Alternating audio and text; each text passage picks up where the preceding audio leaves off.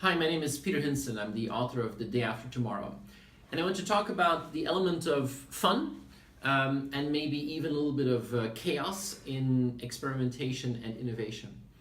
And one of my favorite examples there is that Andre Geim, who actually was the recipient of the Nobel Prize Physics in 2010 for the discovery of graphene, is one of my most admired examples of how to really experiment in an environment that allows this type of chaos to actually provide phenomenal results. Let me tell you the story.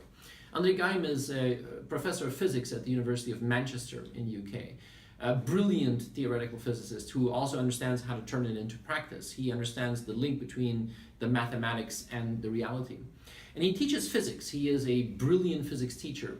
And he got the Nobel Prize Physics in 2010 for the discovery of graphene. Graphene is the perfect layer of carbon elements, which is an amazing structure. It's 200 times stronger than steel. It's a perfect superconductor. It's really the material of the future.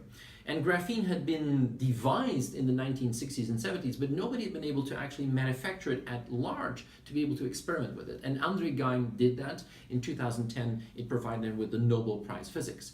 At the same time, he was the recipient of the Ig Nobel Prize Physics in 2000.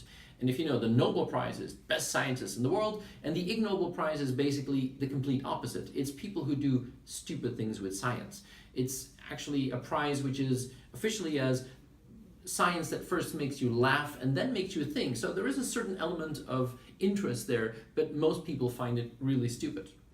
And in 2000, Andre Geim got the Ig Nobel Prize Physics because what he did was truly spectacular. Every Friday night, he invites some of his best students in the lab, gives them a serious quantity of alcohol, and basically allows them to experiment in the lab in a completely unwinded environment.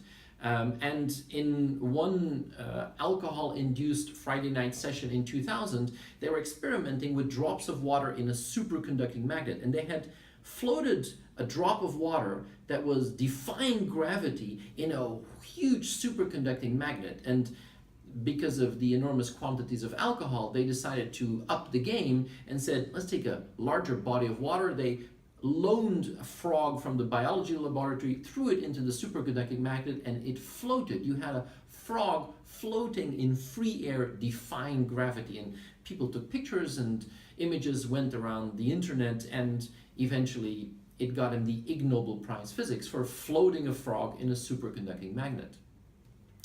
First of all, the frog survived, but Geim got a reprimand from the university.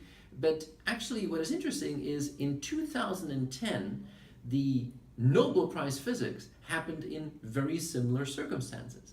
In exactly one of those Friday night experiments in the lab, they discovered that if you take a Scotch tape and a pencil, which is graphite, and put the pencil onto the Scotch tape, what you have is perfect flakes of graphene. And that allowed them to experiment and actually figure out the exact properties of the material that we knew existed, but nobody had been able to actually produce in quantities until Andre Geim, in one of those alcohol-induced Friday night sessions in the labs, used a pencil and Scotch tape to experiment and build huge layers of graphene.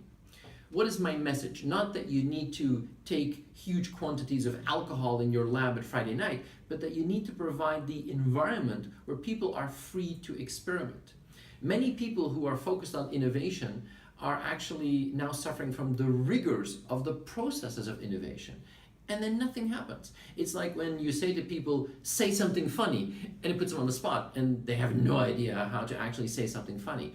Innovation happens in very much the same way. You need the mental capability to be open, to do crazy things, to actually figure out what could really be groundbreaking and providing a breakthrough. Andre Geim is my leading example that you need to allow the freedom of experimentation. You need a little bit of creative chaos, and you need a little bit of fun to actually make innovation truly work.